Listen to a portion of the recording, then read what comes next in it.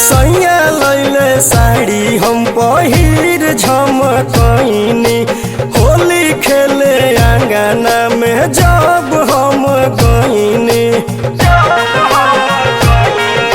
सैया लैले साड़ी हम पहिर झमकैनी, होली खेले आंगना में जब हम गईनी। देवरा पहिले डाल देलस रंगवा, भीतर से खिसी आइल बाड़े।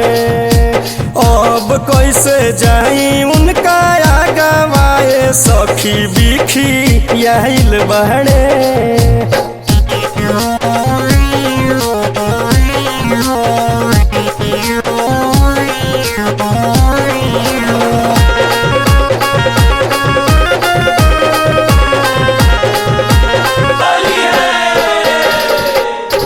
शौख से लैले सैया किनके पिचकारी, देखते भड़क गईले देत बहड़कारी।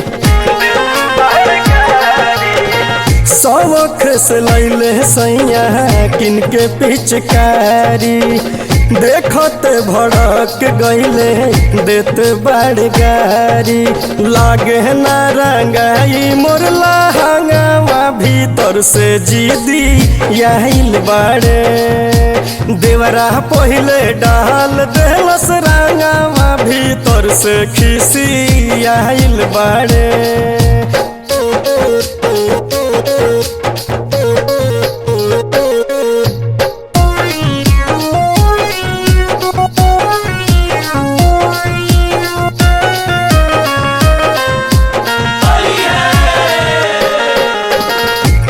से मनाई सखी सूझे ना उपाय हो, बिना लगौले रंगवा होली बीतत जाए हो।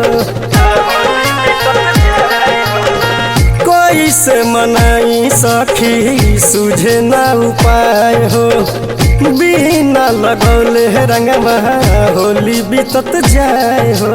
पंकज जवाहिर सफल अपने संगवा, समझावे खातिर लाइल बाड़े।